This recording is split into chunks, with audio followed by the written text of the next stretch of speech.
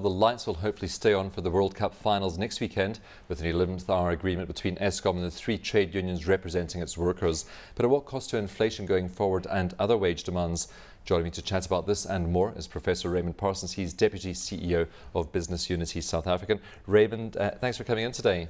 Good afternoon, Stephen. So we're going to have those lights on, it looks like, unless we have some more outages or something ahead of the weekend. But it has been a long process. Do you think that this is an additional cost for the World Cup because it was a very tight negotiation space for Eskom? Well, I think we must accept that it is good news for the Soccer World Cup and for the South African economy. I think business couldn't have taken another knock after the Transnet strike. I think this had to be settled. And when you really think about it, there was only a 0.5% difference between the 8.5% and the 9%. So maybe that was a tactical decision. But it was the right decision if you take all the circumstances into account. Because really we wanted nothing to mar the last week of the Soccer World Cup. And I mean, this event is almost comparable to 1994 in terms of the national experience. And has been tremendous for South Africa and indeed for the continent. And I think the big issue from here on, I think, is how we capitalize on these opportunities. You know, the shelf life of these successes can be very limited if you don't build on them. And secondly, I think in terms of wage demands, of course, that's an internal issue, but it's very important, as the Minister of Finance has already indicated, that we show some discipline and some moderation in the level of wage demands. Otherwise, we're going to jeopardize a lot of the success we've had on the inflation front if we allow these wage demands to get totally out of line with improvements in productivity. But aren't they already totally out of line? Haven't we already broken through that discipline and moderation with the agreements that we have seen? Because there have been a number of agreements in the region of 8, 9, 10%. Well, I think a lot depends. I think one mustn't take a purely unitary view. I mean, if you can step up your productivity, you can, of course, regain what you've paid out. So the important point is, can we step up our productivity? One of the big lessons, I think, of the Soccer World Cup is that, in fact, we can deliver. We can walk the talk in a way we've never done in the past. So I think there are quite a few lessons here. And one of the lessons is that if we were to have a successful Soccer World Cup, which we've had to be productive. It has had to be a cooperative effort between the public and the private sectors. There's a lesson in that too. We need far more public-private sector partnerships in this country. That will improve both the financing and the productivity of our infrastructure and delivery. So I think we really have to now draw the lessons. And one of the lessons is to be disciplined, to be focused, to be targeted, and to be reasonable in your demands. And I think that's the important lesson that's coming through. I hope it won't be lost in the wage negotiations that still lie ahead. How do we take this beyond next Sunday when we have that World Cup final, though? How do we ensure that we are productive going forward? Because there is going to be a World Cup hangover after that, isn't there? Yes, there will be, but I think the important lessons, I mean, I've identified 5. Firstly, we've had a shared pride and a shared vision.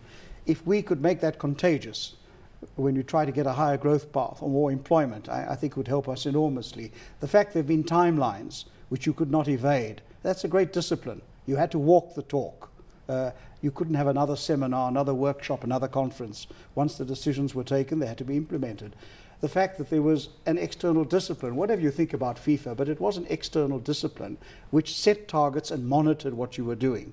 That's very important. It concentrated the mind wonderfully. Then there was the issue of, we found that we could adapt some laws and indeed some regulations to make the World Cup possible.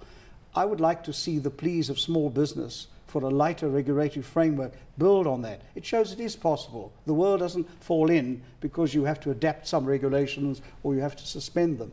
So I think those are all important issues which, if we can bring them together in a coordinated way and capitalize on it, both in the public and the private sector, I think the mood is right to do it. And it really, if we drop the ball, if I can, or if we score an own goal in the post-Soccer World Cup time, it will be our fault. We can't blame anyone else. We have to seize these opportunities. It's once-in-a-lifetime opportunities. We must ensure, both in the public and the private sector, that we maximize the opportunities and the lessons that have come out of this hugely successful Soccer World Cup. Of course, we know that public sector workers are currently looking at salary increases as well. There is a bit of a dispute on that. Do you think the Eskom settlement has set the bar for those public sector negotiations? And how about the private sector? Are we going to have the private sector workers and unions coming forward and asking for wage increases of that magnitude? We must remember that all this is taking place in the context of very high unemployment. We've lost a lot of jobs as a result of the recession. That must be a sort of disciplining influence. We must also remember that the Eskom workers started at 15%, which is collective bargaining, which is what it's all about. So quite clearly there's going to have to be some tough bargaining from the government as far as the public sector is concerned. We have a deficit already, which is pressing the limits. So there will be disciplines. And the important point is really that when government goes into the public sector negotiations, it will have to go in a very tough and a disciplined way to ensure that the outcome is reasonable and realistic and what the country can afford. The private sector, I think what's important here is they're still trying to come out of recession. We forget how fragile this recovery still is. There is a recovery, but every week you see that the news is mixed, and sometimes it's 3 steps forward and 1 step back. So I think from the private sector point, their resilience will depend very much on how they read the recovery, their confidence, and that will inform the discipline that they will bring to their collective bargaining. Raymond, contribution to GDP from the World Cup. We had President Zuma saying a week or two ago that he would expect it to add 0.3%. Some economists reckoning 0.5%. But I think the way you were talking about it, there could be longer term benefits and it shouldn't just be seen as the 4-week event. We mustn't take a snapshot view of this. We've got to build on the dynamics of it. I think the numbers, I think we've got to wait a little while till we get the real numbers. But even then, the fact is that the returns, if you like to call them the soft returns, the opportunities of this event are enormous. So I wouldn't lock myself into a particular percentage. What I'd rather lock myself into is a mindset that we are going to maximize the impact of this, that if we want to get the country onto a higher growth path, if we want more labor intensive and employment creating jobs, what are some of the lessons that we can learn from the way we've been successful in the Soccer World Cup? There are some serious lessons embedded there, which if we take them on board, in both the public and the private sector, I think we can make a difference to our future economic performance. But the risk is always there that we could lapse back into bad old habits, and that's what we've got to guard against.